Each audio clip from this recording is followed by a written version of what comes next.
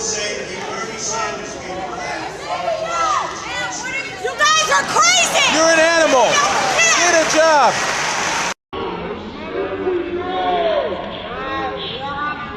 To say something like that to myself and all of my colleagues is way out of line. It's way out of line. It's way out of line. Regular order, Mr. Way out of line. Regular order. That's okay, but it's okay, right? That is not how it It's goes. okay, right? You hold yourself accountable before you talk about Hold Washington, myself D.C. accountable. Washington, Hold D.C. your out own of your self mouth. accountable. How Keep about it out that? of your mouth. Hold your own I'm self. trying. Chaos erupts the moment Rashida Tlaib starts melting down in the hearing room, screaming, refusing to yield, and accusing everyone around her being fascists. Chairs start shouting, regular order, staffers panic, and the whole room bursts into stunned laughter. Right as she spirals out of control, Byron Donald steps in and checks her with brutal, cold hard facts. And that's when the eruption happens. The same activist energy that once got her dragged out of protest comes right back, and Congress watches her implode in real time and get verbally dragged all over again. You know, I think it's also really important to understand, like, the incredible kind of slanderous, like, defamation. I don't know what to call it.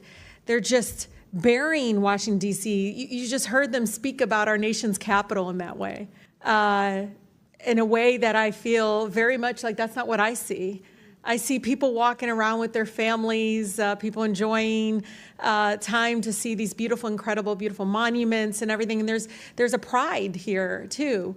And so I just want to bring the D.C. residents into this committee, because I feel like they are being made invisible. And this really ugly picture that is not reflective. And I'm from Detroit. I've seen it happen to my city. And it's despicable in a way that I feel like really goes up against our values. You know, one of the things that I know in every abuse of power that, we let President Trump and the administration get away with in D.C., it will be replicated. It will be expanded across the country, and it is going to tear apart our communities. Mr. Jackson, I talked to you about a little bit about this, but I think it's important to understand that we do have a mental health crisis, that we have a housing crisis, affordability crisis. Can you police any of those away? No. You can't police away homelessness. And the way they talk about our homeless neighbors is no wonder there's violence increasing towards homeless neighbors. I see it already, the brutality of it. When we see housing costs go up, when we see, again, the lack or dismissiveness of the mental health crisis that we continue to grow. And it's not just this administration, and the previous administrations as well. No one has moved with the urgency that is needed. Just last week, the committee approved over a dozen bills regarding Washington, D.C. And, I'm just curious. Criminalize children. My colleague from Boston talked about this. It basically interfered with legislation already passed by the local government. Was anyone on this panel consulted? Any of you? Raise your hand if you were consulted on any of these bills. Yeah. We were not. One of the things that, AG, I've been listening to you. One of the bills actually eliminates your position completely. What effect would that have? Completely eliminating your position in regards to be able to do the job that you do to protecting all the families in Washington, D.C. We'll start with the fact that more than 70% of the residents of the District of Columbia overwhelmingly voted for having an independent elected Attorney General. That's right. And that's a recognition of the fact that when an Attorney General is directly accountable to the people, directly responsive to the people, we are much better at doing our job in terms of addressing housing affordability and conditions in slumlords, seniors and consumers who are being scammed, addressing the issues that are most important to D.C. residents, because I am accountable to them. I read wage theft is an issue, workplace discrimination. There's a number of issues that need to be addressed, and they're not going to address that.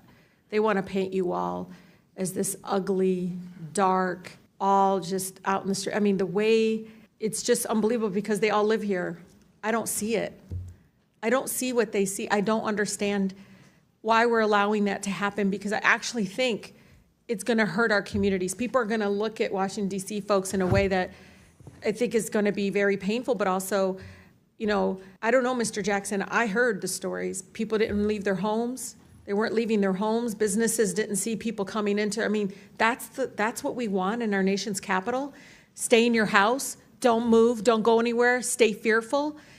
It's unbelievable that my colleagues continue again to eject this narrative and this rhetoric in regards to it.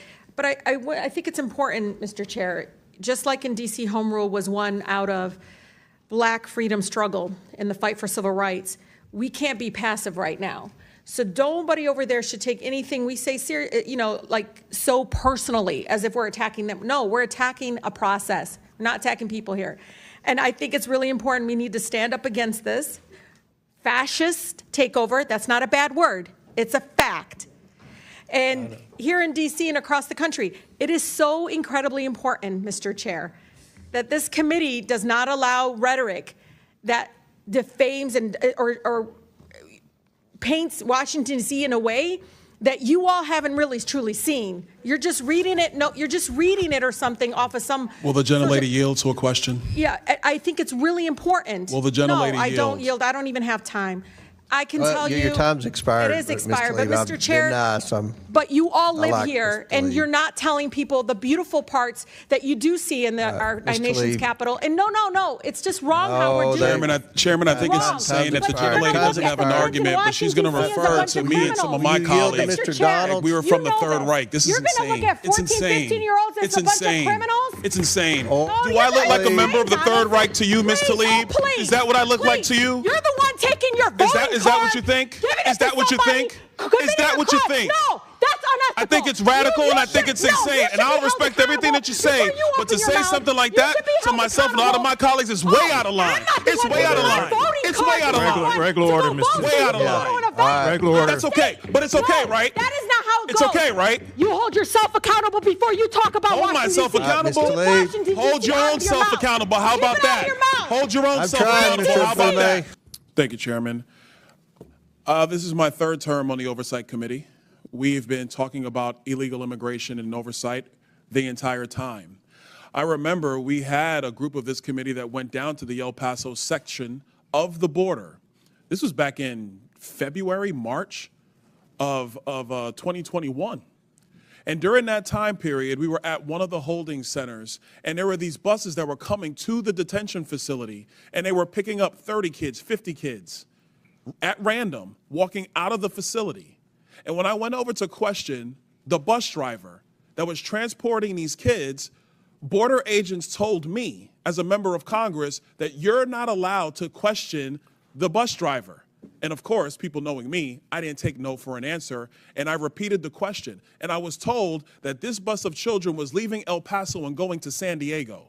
And so what was occurring under the Biden administration is that they were busing unaccompanied minors all across the United States for one reason and one reason only. And that was because they did not want the press to see the pictures of kids in cages. They did not want to see our borders being overrun. They wanted to disperse that problem all through the United States. That is the reckless history of illegal immigration under Joe Biden and the Democrat Party.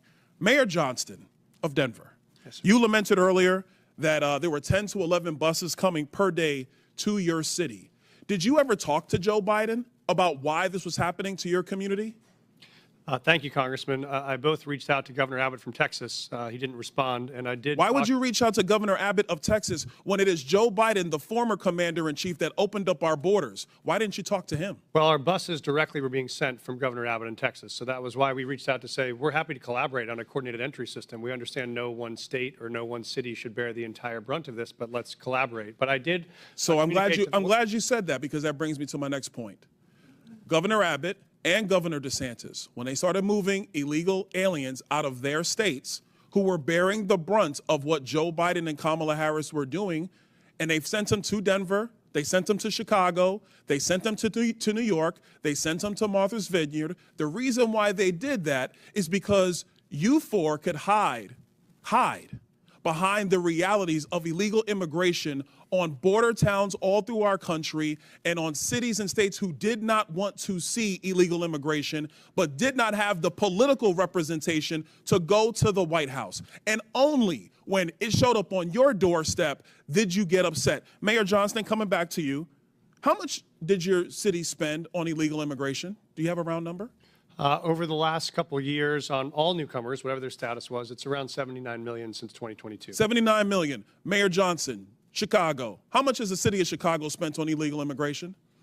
If you're referring to the 2022 up to 2024 of the buses coming from Texas, roughly the same percentage of the state of Texas, about 1% of our overall budget. What is that? Because I don't have the city's budget in front of me. Numbers. It's 1%, and if you want the actual calculation, we can make sure someone... You're the mayor. You don't have the math in front of you? It's 1% of the overall budget over the last 4 years. That's why you're a failing which mayor. is Mayor the same Adams, number that how was much did sent the city from us of New York from the actually state spend of on Texas. illegal immigration? Mayor Johnson, I already asked you. You don't have a hard number. And if you don't have a hard number, you're not running your city well. Mayor Adams, how much did the city of New York actually spend on illegal immigration? $6.9 billion of taxpayers' dollars. $6.9 billion of taxpayer money on a problem that was fostered on the American people. Mayor Wu, in the city of Boston, how much did you spend?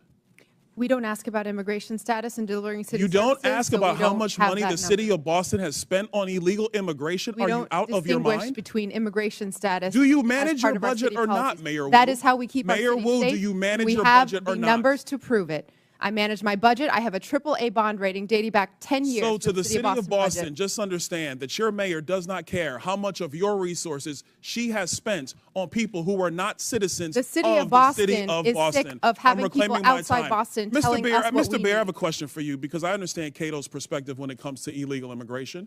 I understand that the Cato Institute for a long time has had a standard of actually having open immigration into the United States. Generally speaking, I don't want to get into specifics. We support legal immigration. We want immigration to be legal. So let me ask you this question, because one of the great libertarians of the modern era, Milton Friedman, famously said, you can either have open borders or a welfare state, but you have to choose. Mr. Beer, what do you choose? Milton Friedman said he wanted to allow illegal immigration to continue. I disagree with Milton Friedman's position. Walking into that hearing room today felt like walking into a storm you can smell before it even hits.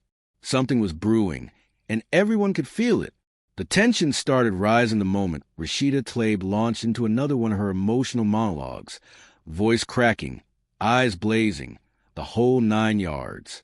She went off on this dramatic rant about Washington, D.C. being slandered, about monuments and families in beautiful communities, as if everyone else was hallucinating the crime, the chaos, the dysfunction. She kept insisting that nothing was wrong, that people criticizing D.C. were spreading some sort of made-up smear campaign. Meanwhile, the rest of us were staring around like, is she serious? She acted like the reality everyone else sees doesn't exist unless she personally approves of it.